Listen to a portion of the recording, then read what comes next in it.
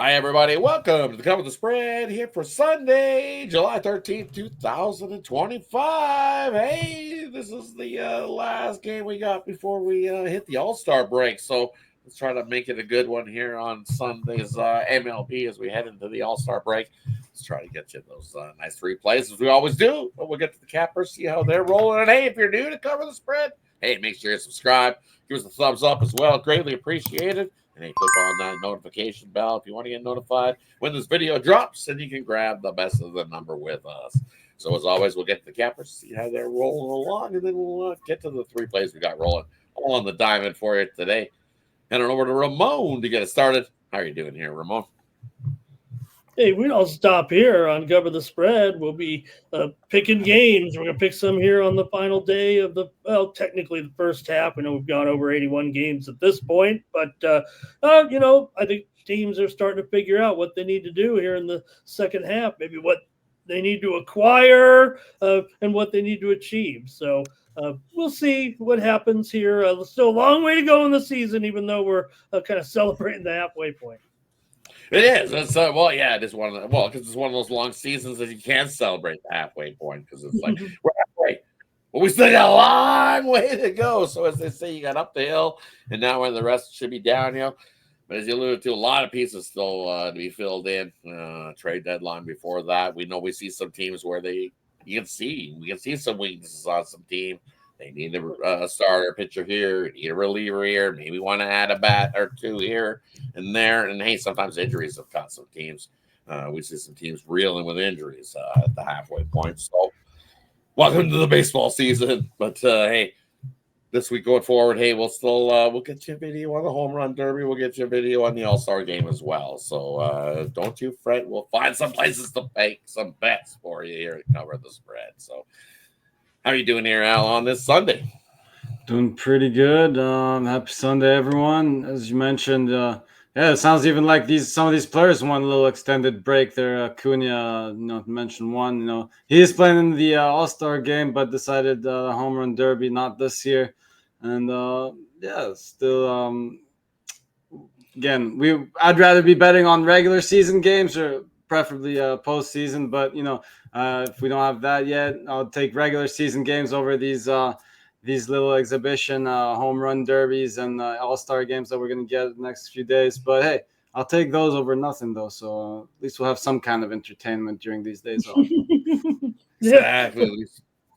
When they replaced, Mizorowski got named to the All-Star team, and the Phillies were a little upset. They said, we've got two guys on our staff who probably deserve it. Now, Mizorowski's pretty awesome, right? But they said, if the All-Star game is turning into the Savannah Bananas. Right. Maybe they should get an invite. Mix it up a little, right? All the other sports have been changing up their all-star games for with different stuff and events and all sorts of things going on and shenanigans. And baseball's just sticking to what they are. But a lot of guys have been like, "Thanks for the offer, but I'm out." So it is what it is there in baseball. But hey, we'll still find you some spots. So I think we can spring a little bit on. So. We still got Sunday's action, though. We got three plays here on the slate, so let's get to today's action. First game we're looking at, we got the Toronto Blue Jays taking on the Athletics. This is Al's game. He's going to get it started. Blue Jays or the Athletics here on Sunday. Yeah, still got some baseball, as you said, before the break, so let's make the most of it, and I think we got a good spot here. We got Jose Barrios getting the start against Jeffrey Springs here in West Sacramento. I think obviously the Blue Jays are the better team here. They have the better lineup. Definitely have the better bullpen. Now, you could argue that Springs is the better starter, but he definitely has a tougher lineup to face, and Barrios has better numbers against these Athletics than Springs does against Toronto, so at least against these current lineups. So you got these Athletics hitting just 203 as a team against Barrios, while the Blue Jays hitting 291 off of Springs. So Springs not doing too bad there, but again, I just think this is a spot where the Blue Jays go into the break with some momentum here. Beating up, yes, we've been picking this series a little bit here on the show, but I think we're going to take it one more time before the break. Let's take the Blue Jays here. I'm taking the money line and run line. Let's take Blue Jays -1. Heading on over to Ramon. What do you like hearing this one? Blue Jays or Athletics on Sunday?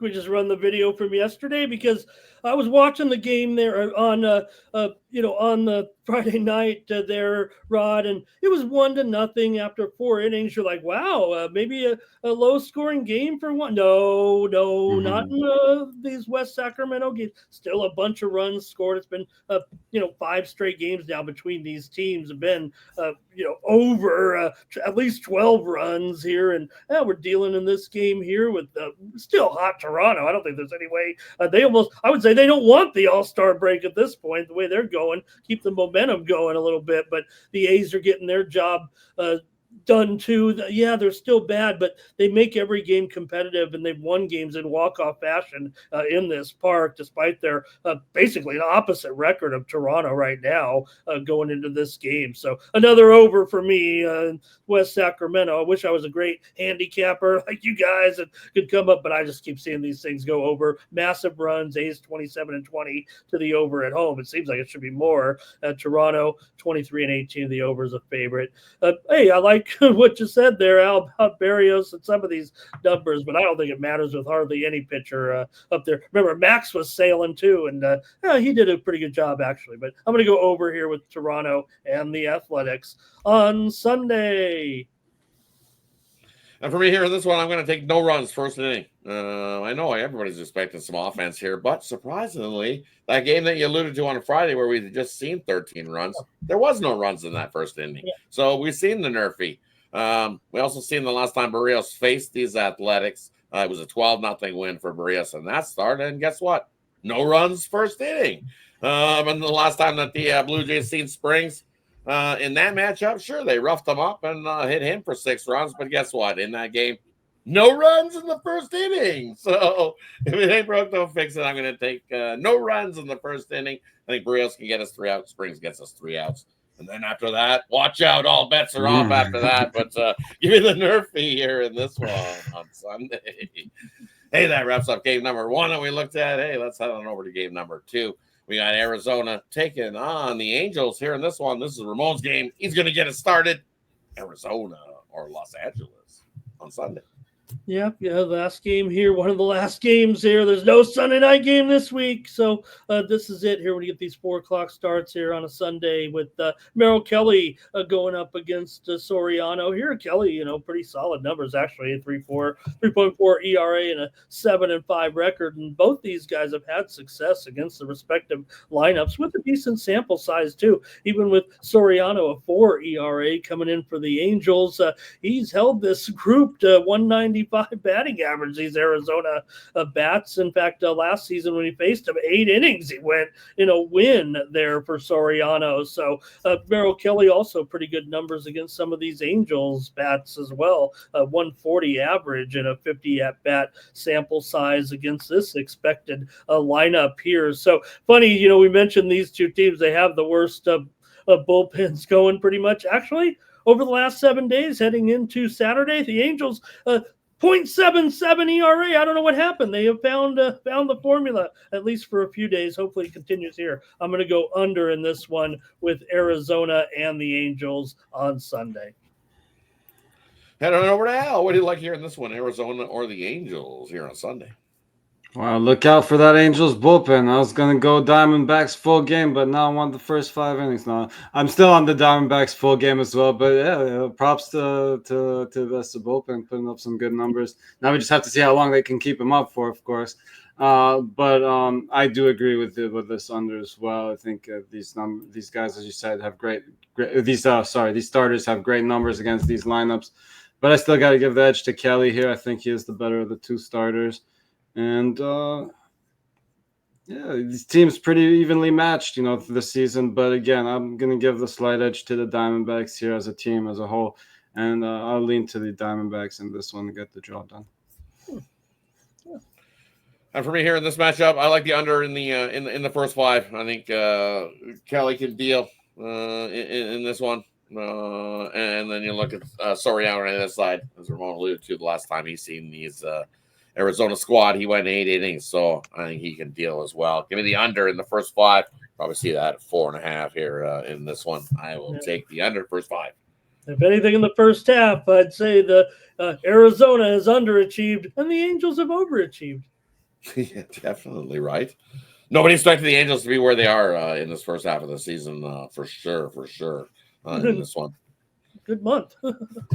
right? And there were a lot of teams that expect Arizona to be a lot higher than what they were at this point. Almost at a coin flip, you expect them to be a lot higher. Yeah, exactly. Agree there, Ramon. All right, let's head on to game number 3. We got covered. We got Philadelphia taking on Ramon's Padres here in this one. Game I like, so I'll get us started here in this one. We're looking at this Philly squad. We're going to roll out Christopher Sanchez on the bump for this Philly squad. And, man, has this guy been dealing along. We've been seeing a game earlier this season against the Padres. He went 7 innings, gave up 5 hits and 1 earned run in that matchup.